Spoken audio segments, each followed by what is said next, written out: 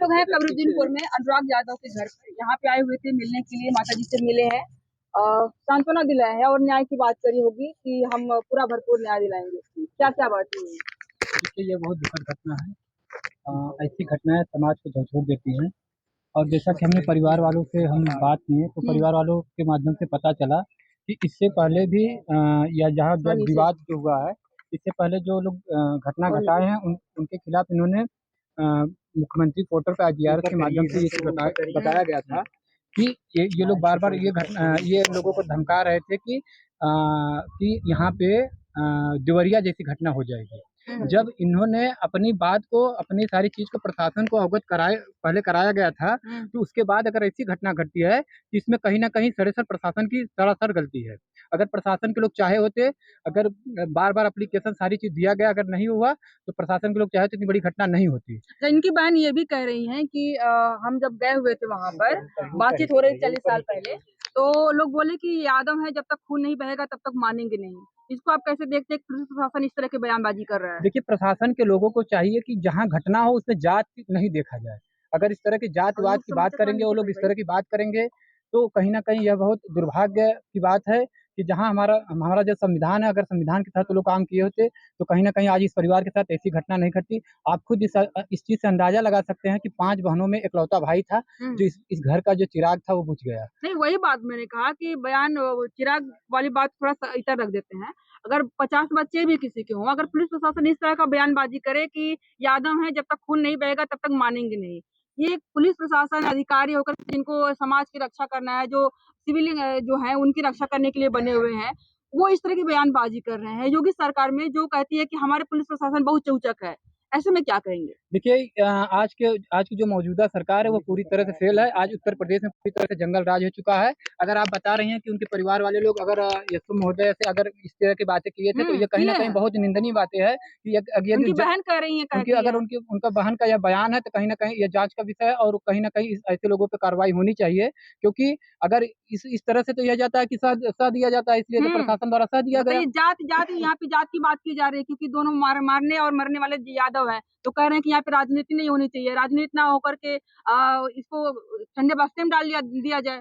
देखिए, बात यहाँ राजनीति की नहीं, न्याय की होनी न्याय चाहिए। की बात होनी चाहिए। और किसी भी जो मरने वाला है ना उसकी जाति होती है, ना जो मारने वाला उसकी जाति होती है। बात यहाँ जात की नहीं है, बात यहाँ न्याय की। इस पीड़ित परिवार के साथ हम लोग हैं, इस पीड़ित परिवार को न्याय मिलना चाहिए।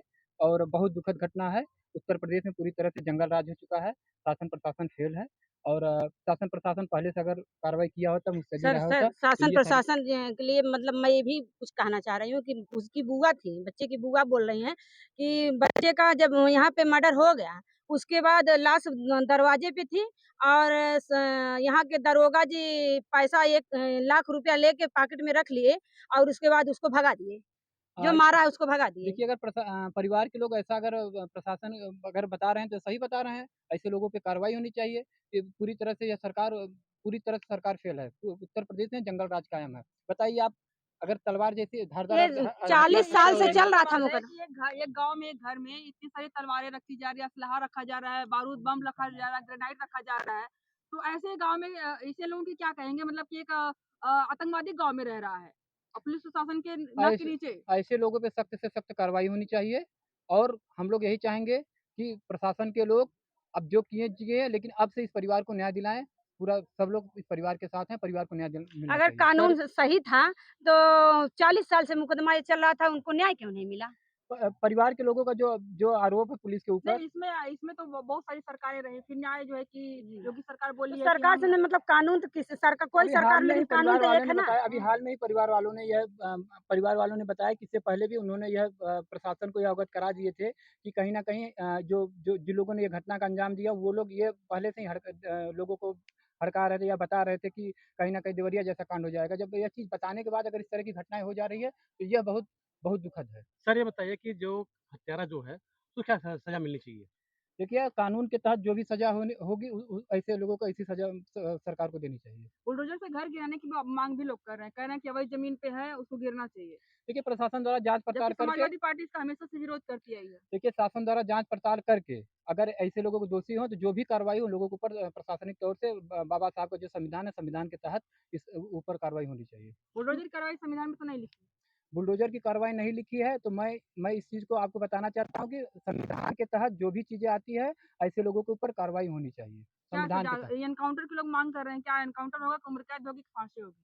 देखिए, मैं आपको कह रहा हूँ बाबा साहब के संविधान के तहत जो भी प्रावधान है, ऐसी घटनाओं में हमारा जो संविधान है, जो हमारा न्यायिक प्रक्रिया है, उसके तहत जो भी प्रक्रिया ऐसे लोगों को सख्त से सख्त सज़ा होनी चाहिए। संविधान के अनुसार तो 10 साल की सजा है। संविधान के तहत जो भी सज़ा होनी चाहिए, ऐसे लोगों के ऊपर कार्रवाई होनी चाहिए। 10 साल के बाद सजा छूट आप के करते आएँगे, हैं? देखिए तो फिर ऐसा काम फिर होगा, ऐसा ही मर्डर फिर होता रहेगा। मैं आपको ये कहना चाहता हूँ कि बाबा साहब को जो संविधान दिया गया है, संविधान के तहत मौत की सज़ा है, ऐसे लोगों को आप अभी जाके उसको देखिए, अगर निर्मम हत्या की गई है, आजीवन तो कारावास। आजीवन है। हाँ, तो ऐसे लोगों को जो भी बाबा साहब संविधान जो दिया गया है, उसके तहत ऐसी कार्रवाई होनी चाहिए। चलिए संविधान की बात वो करते हैं, लेकिन आप संविधान का गए किसी को डर नहीं अवैध है, अगर खौफ दोनों नहीं है, पक्ष का बना प्रशासन का हुआ डर मकान है, नहीं है। उसको क्या और करते हैं? यहाँ पे हमने देखिए, बातें जाँच का करी है, विषय यहाँ है पे और समाजवादी पार्टी के नेता जाँच का हैं, विषय है और जाँच करके इन जो बातों भी को कार्रवाई है, समझिए उसको तो करनी सही चाहिए। बात कर रहे हैं कि सर ये अब तो बच्चे अपनी माँ के गोद में अपने घर में भी सुरक्षित नहीं है, इसके लिए देखिए, ये क्या? सरकार में कोई सुरक्षित नहीं, हम आप खुद नहीं सुरक्षित, हम आप घर से निकले तो हमें आपको खुद नहीं पता क्या हो जाएगा। आप बताइए पहले तो था कि घर से बाहर जाएँगे, कहीं रास्ते में कुछ हो सकता है, घटना घटित हो सकती है। लेकिन अब कहीं देखिए आजमगढ़ सिधारी पे भी यही था और यहाँ पे भी घर में ही हो जा रहा है, अपने घर में मर्डर हो जा रहा है। देखिए, मैं आपको बताना चाहता हूँ कि आप देखिए जिस तरह से कोई कहीं नहीं सुरक्षित है। इस सरकार में कोई कहीं नहीं सुरक्षित है। घर पे हत्याएँ हो जा रही हैं, माँ के गोद में भी नहीं सब सुरक्षित है। कहीं नहीं सुरक्षित हैं। पूरी तरह से उत्तर प्रदेश में जंगल राज कायम है। जी, जी। Thank you.